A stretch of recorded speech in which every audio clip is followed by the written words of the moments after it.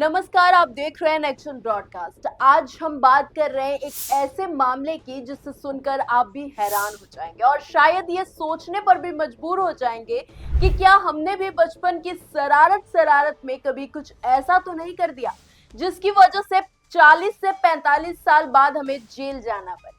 ये कोई फिल्म का सीन नहीं है या फिर कोई कहानी नहीं है, ये जमीनी सच्चाई है। जी हाँ, मध्य प्रदेश से एक ऐसा मामला सामने आया है जिसमें 45 साल बाद एक व्यक्ति को उसके कथित अपराध के लिए गिरफ्तार किया गया है। और अपराध क्या था? मामूली 100 रुपए का गेहूं चोरी करने का आरोप। आइए जानते हैं कि पूरा मामला क्या है। ये मामला साल 1980 का है। स्थान मध्य प्रदेश का खरगोन जिला, बलकवाड़ा थाना क्षेत्र का गांव बलसमुद्र काकर। और आरोप यह है कि उस समय करीबन 19 से 20 साल के सलीम मेवाती और उनके 6 साथियों ने 2 अलग अलग खेतों से लगभग 100 रुपए मूल्य का गेहूं चुराया। उस समय एक क्विंटल गेहूं की कीमत लगभग 115 रुपए थी, यानी कि चोरी की गई मात्रा बहुत कम थी, कुछ किलो गेहूं। फिर क्या हुआ?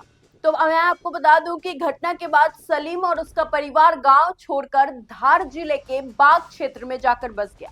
वहां उन्होंने नई जिंदगी शुरू की, एक छोटी सी दुकान खोली, परिवार बसाया, बच्चे हुए, पोते पोतियां हुई और जिंदगी सामान्य तरीके से चल रही। इसी बीच पुलिस रिकॉर्ड में केस दर्ज रहा, लेकिन समय के साथ वो फाइल धूल खाती रही। 45 साल बाद अब गिरफ्तारी कैसे हुई है, आइए वो भी आपको बताते हैं।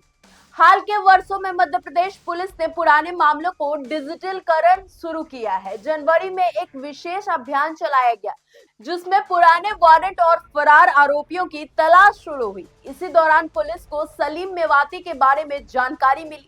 बताया गया कि कुल 7 आरोपियों में से 2 की मृत्यु हो चुकी है, 4 जमानत पर हैं और सलीम आखिरी आरोपी थे जिन पर स्थायी वारंट लंबित था। 7 फरवरी को पुलिस ने उन्हें घर से गिरफ्तार कर लिया। इस मामले पर परिवार की क्या प्रक्रिया है, आइए वो भी जानते हैं। तो मैं आपको बता दूं, सलीम की उम्र अब 65 साल है।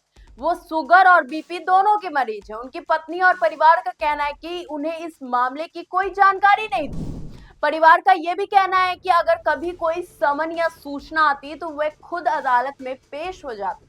परिवार ने यह भी आरोप लगाया कि मीडिया में उन्हें फरार अपराधी की तरह दिखाया गया, जिससे उनकी सामाजिक प्रतिष्ठा को ठेस पहुंची है। कानूनी स्थिति इस वक्त क्या है, आइए उस पर भी बात करते हैं। सलीम पर पहले भारतीय दंड संहिता की धारा 379 यानी कि चोरी का मामला दर्ज था। अब भारतीय न्याय संहिता के तहत मामला अपडेट हुआ है। हालांकि दोनों पक्ष बुजुर्ग हो चुके हैं। शिकायतकर्ता और सलीम दोनों ने आपसी सहमति से समझौता तो कर लिया है। कानूनी विशेषज्ञों के अनुसार ऐसे मामलों में अदालत की अनुमति से समझौते के आधार पर केस समाप्त किया जा सकता है। अब यहीं पे कुछ सवाल उठते हैं। क्या 45 साल पुराने मामूली मामलों में इतनी देरी के बाद गिरफ्तारी? क्या यही न्याय बचा है? क्या समय पर सूचना देना भी प्रशासन की जिम्मेदारी नहीं होनी चाहिए?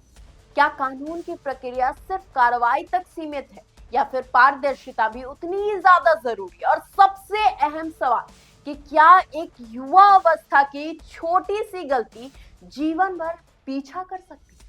ये मामला हमें 2 बातें तो सिखाता है। पहली, कानून का पहिया धीरे घूमता है लेकिन रुकता नहीं है। और दूसरी कि सिस्टम की पारदर्शिता और समयबद्ध सूचना भी उतनी ही ज्यादा जरूरी है जितनी इसकी कार्रवाई। फिलहाल दोनों पक्षों के बीच समझौता हो चुका है और मामला खत्म होने की दिशा में है, लेकिन इस घटना ने पूरे राज्य में एक बहस जरूर छेड़ दी है। आप इस पूरे मामले को कैसे देखते हैं? क्या ये कानून की मजबूती है या फिर सिस्टम की देरी? अपनी राय हमें कमेंट बॉक्स में जरूर बताएं। और अगर आपको ये वीडियो पसंद आई हो तो चैनल को लाइक करें, शेयर करें, सब्सक्राइब करना बिल्कुल ना भूलें। तब तक के लिए धन्यवाद।